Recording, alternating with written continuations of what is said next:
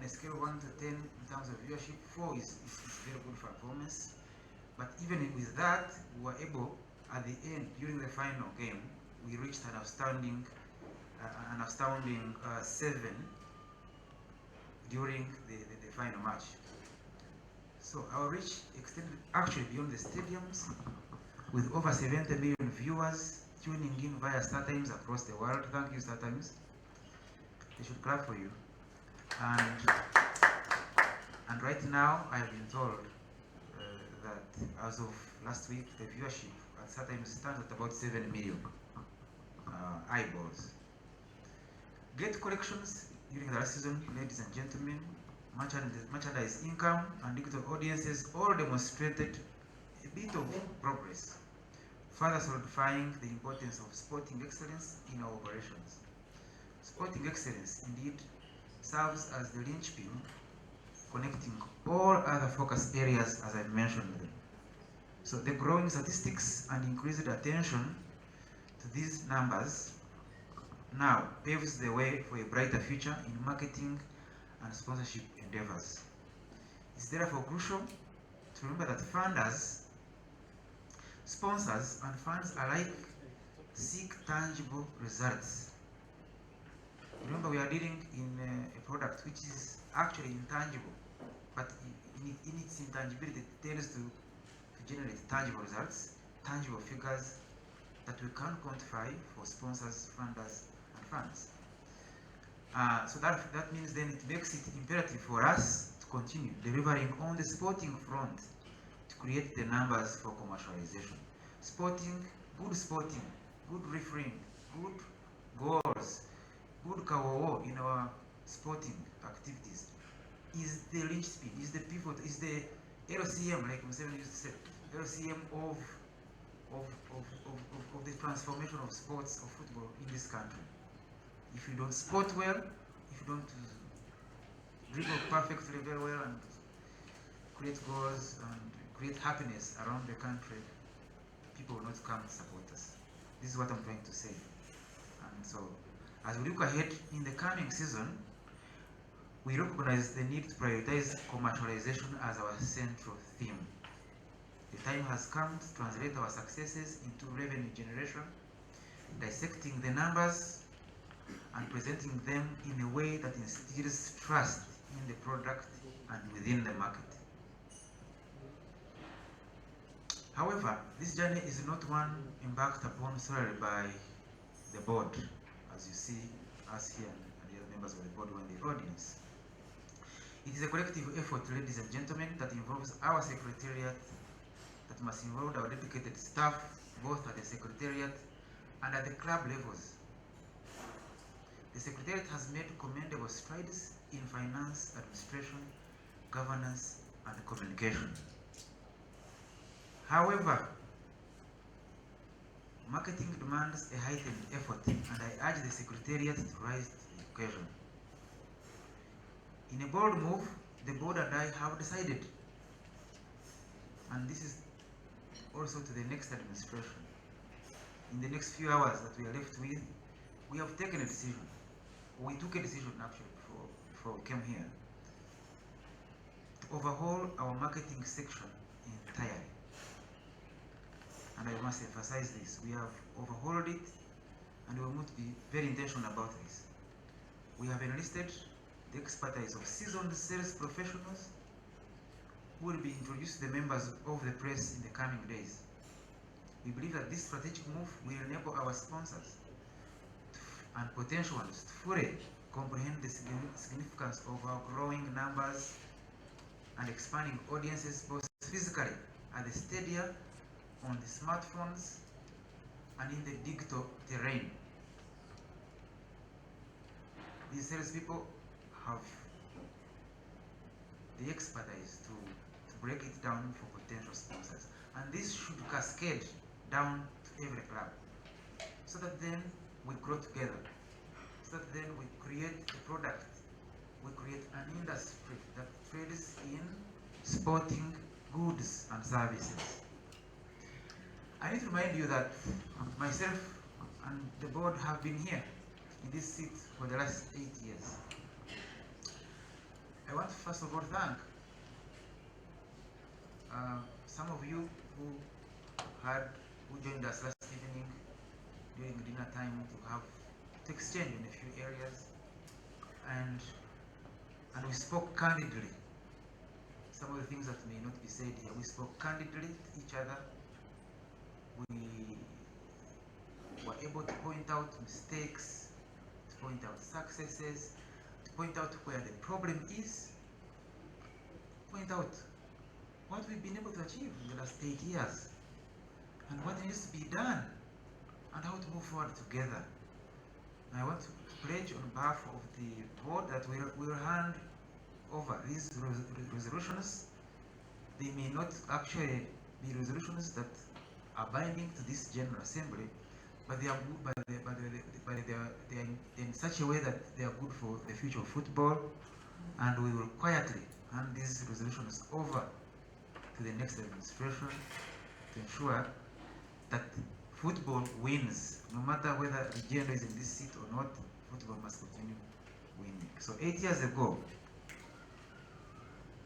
my dedicated board and I held the reins of Ugandan football with service above self. I must repeat this, with service above self. What I mean has been, especially for the new people who have not been with us on this journey, we are the only board, I think, in Uganda that doesn't pick a salary, but we chose to come in. Those of you who remember around 2015, how this game had become a problem to everybody in this country. I think we had a league that had been split into two, that was not seeing eye to eye with the federation, and then we expected Uganda to support that kind of chaos. There's nobody. If you ask people, my friends, especially from SATIMES and others, like the other sponsor of ours, UBL, we do not want to support a chaotic situation. So we came in to make sure that all the sharp edges really speak to each other and speak to each other for the sake of Uganda. That was our mission.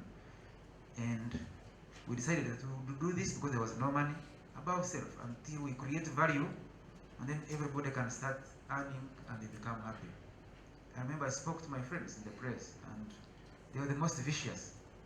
They were very good at furthering a wedge between the league and Fufa, because yes, that would sell copies, and I'm guilty since I used to come from River by that time. And so, but I said,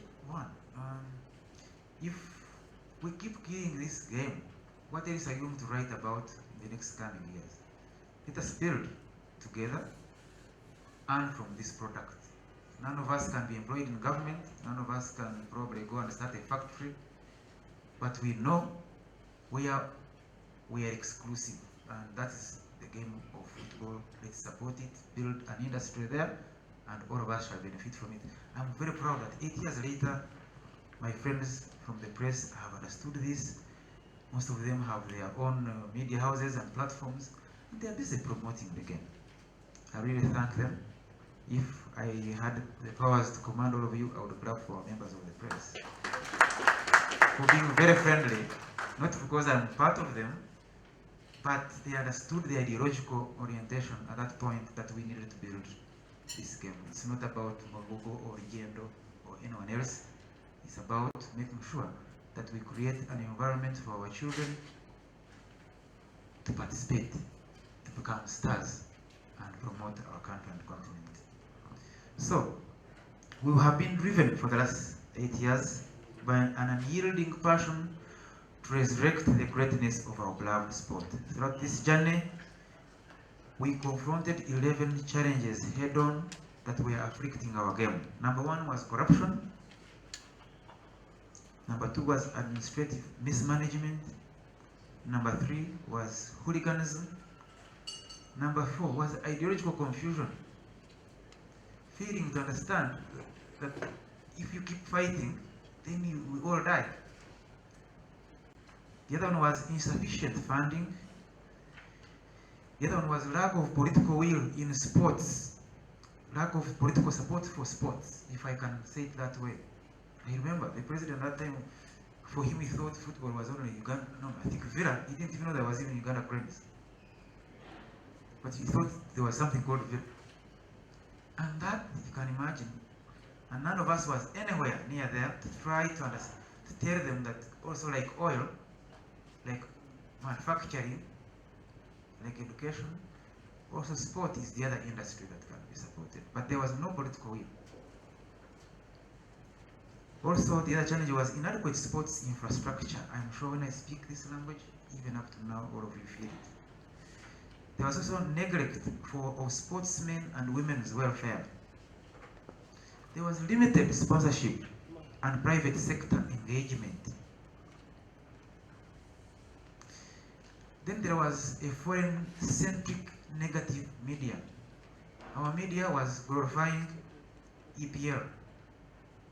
Not our sportsmen and women here, not our simple clubs of Akiso, Bright Stars. They were relegated into the inside pages. Back pages, this is the what I had with the USPA people at that time, was foreign. Anything, Ronaldo, you know. But in Africa, but that was a very dangerous trend, a foreign-centric negative media. You become foreign-centric, that's satirical enough, and then you also become negative. How do you build again? Then, of course, there was a diminished fan base. Of course, when you are chaotic, you are throwing stones at each other, you are smashing windscreens, fans will now retreat to the bars and start watching the English Premier League. They don't support you. Now, how did we try to address these issues? In terms of governance and administration, we ensured that we built a stable leadership. Our leadership has been very stable. We worked on fixing league management and making sure it was in compliance with our members, our football rules, and the national laws. We worked on transparency and accountability. My members don't like me saying some of these things, but me, I am from an industry that likes Rugambo, so therefore, we did not find any, there were no files to speak about, so we had to start from zero. And now the next administration will find something to speak about. But importantly, things about accountability were nowhere. Some clubs never had accounts, but they said, give me my Azam money. Sorry to say that, you start times before, but that time it was Azam. And some people would insist that I give them their money in cash. Before they reach their stadia, the players have nothing to eat. How do we run like this? We must go back and become corporate entities that can speak to serious corporate people. But of course, importantly, that would actually really affect transparency and accountability levels. But we try to build trust and confidence from key stakeholders, both internal and external. We ensured league stability. And that way, we were able to start attracting sponsors, both at the center, at the secretariat, and even at the individual clubs. We always argue that when a club really wins sponsorships, it's not because it is an island. It is because it is working within an ecosystem that we have helped to stabilize over the years. We embarked on improving relations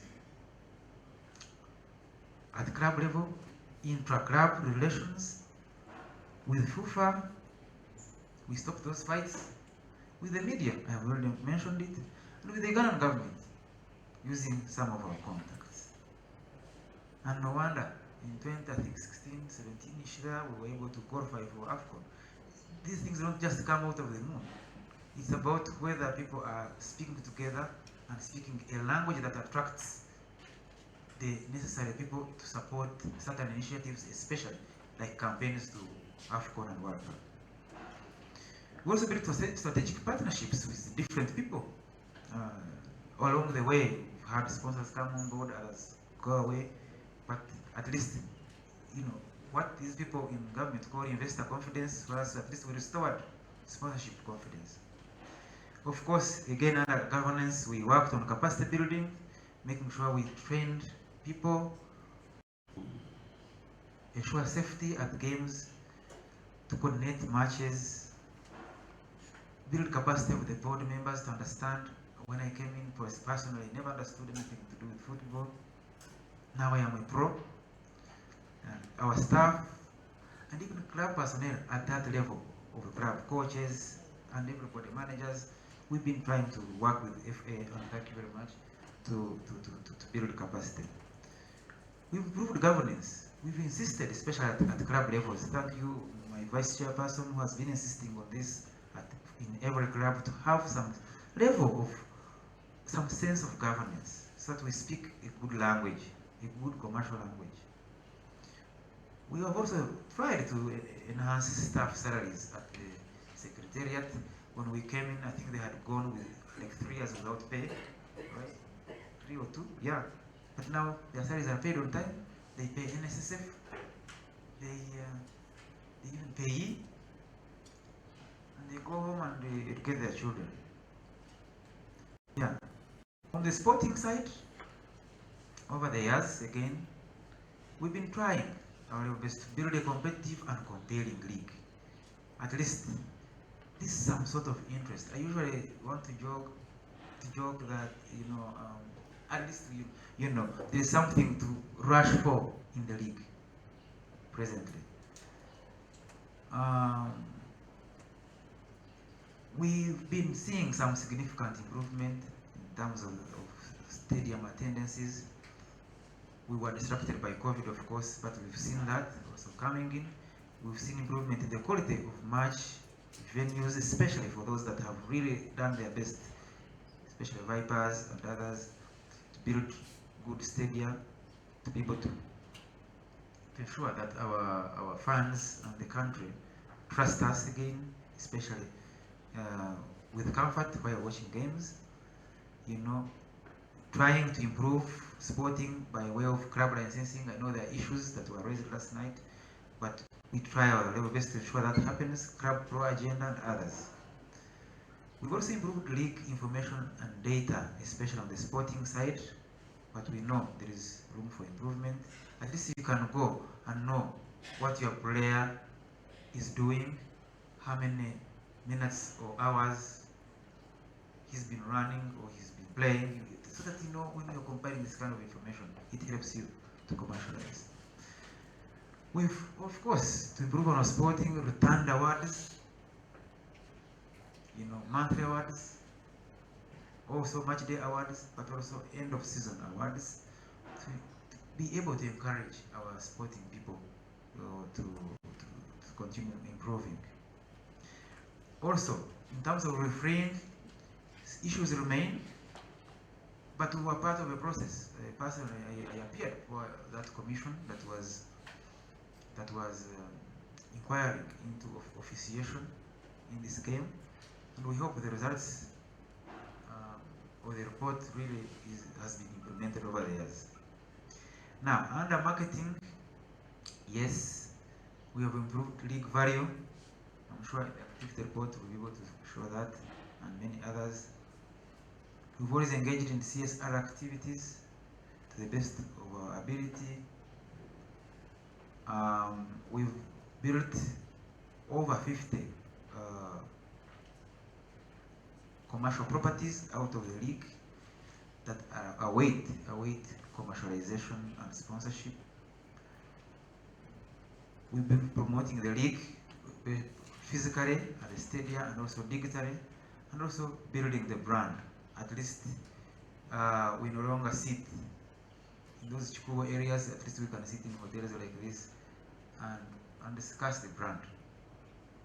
In terms of communications, yes, we improved our media presence and visibility. I've already mentioned that. We started a league website that had never been there. There's engagements with fans on the digital space, several media visits that we've been trying to do over the years, and we continue to communicate the brand in every space that we can. In terms of financial administration, we put in place financial systems. We employ chartered accountants and also have, with your support, improved our audit systems, and everything is fully audited, and we have nothing to hide. Of course, there have been key challenges along the years. Insufficient funds, again, at the league and also at the clubs. These are discussions that the next administration really needs to take into account. We no longer have records of COVID and other places. Hooliganism has gone down, stability is there, so we now need to take off. We need to stop taxing and overtaxing. We need to now take off. Of course, the key challenge that remains also, the second one is around historical factors. There are people in this country in key decision-making spaces that still feel we have a bad public image.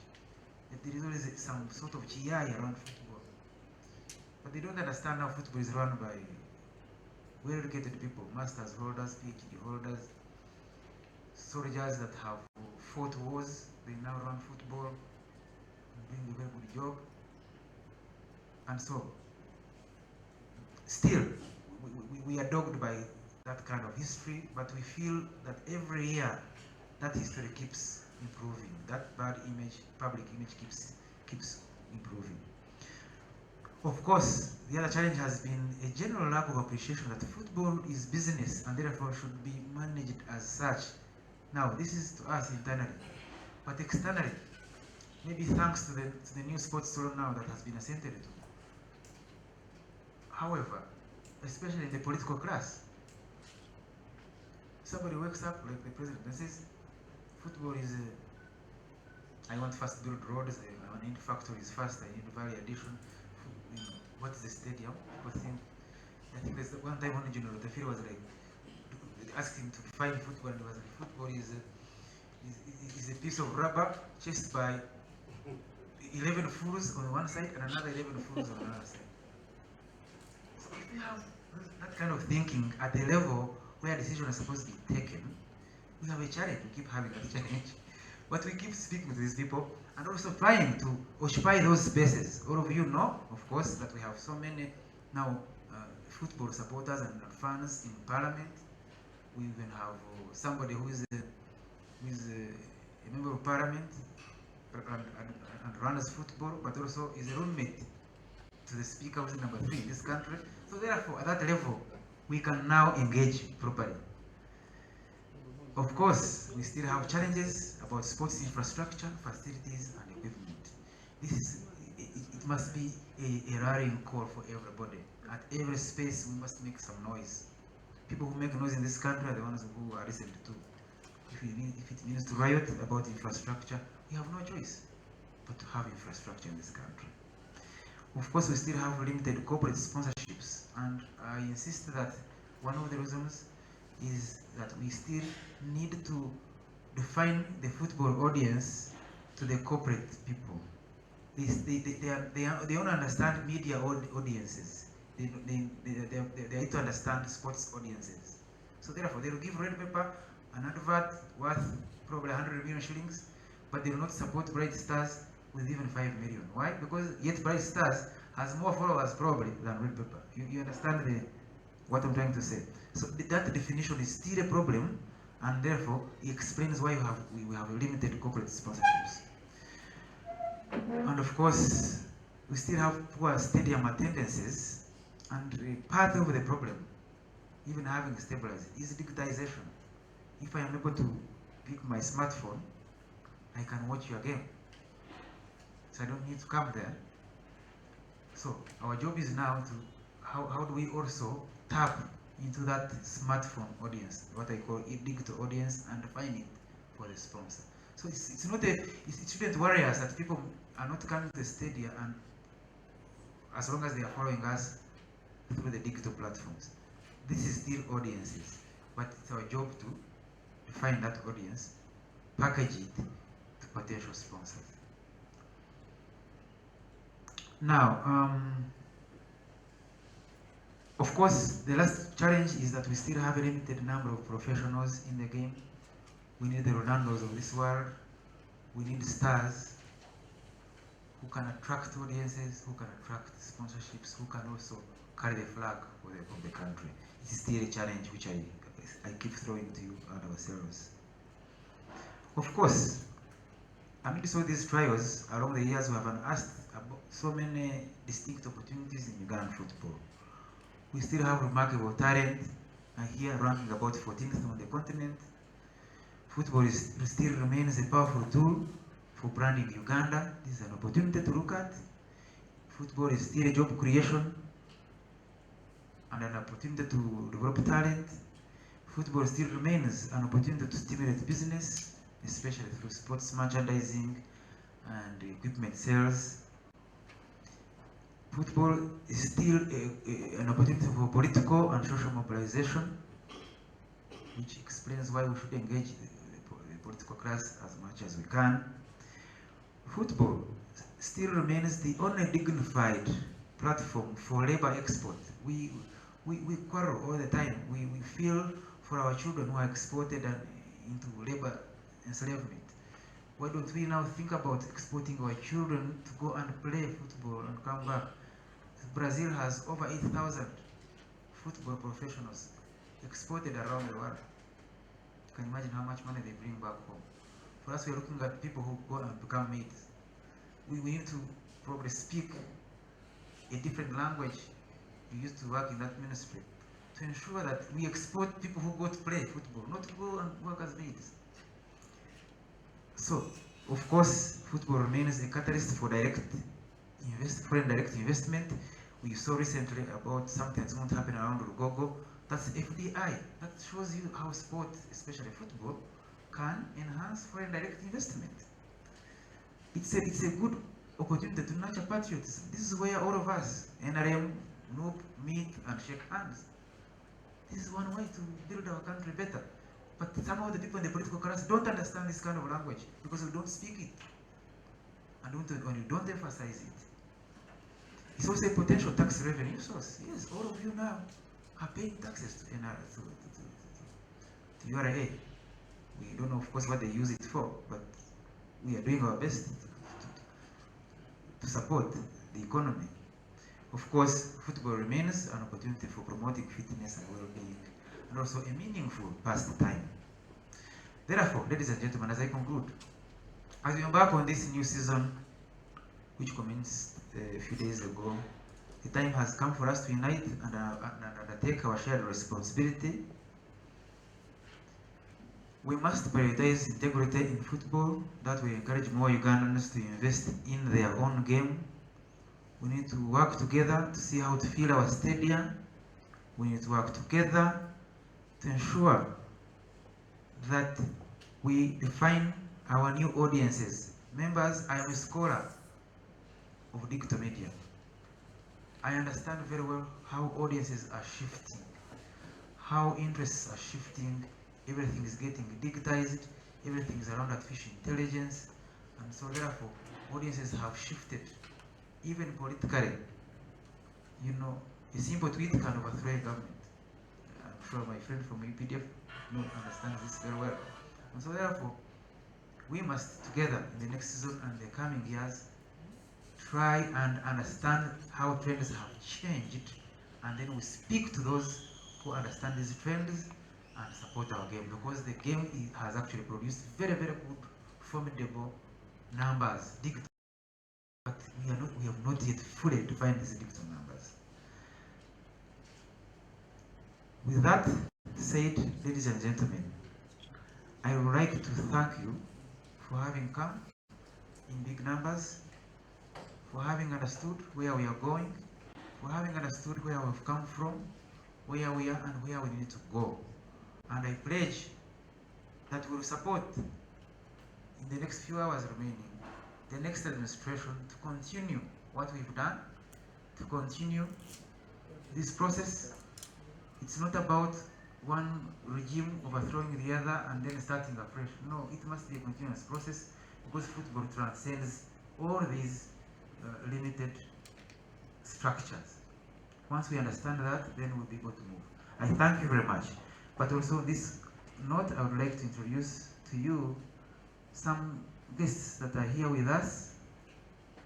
to hear, to see how football is run, because they tend to understand. I tell them, when I meet most of them, I try to tell them that please, since you can't understand these things, come and see. Come and experience how we also cooperate like you. Cooperate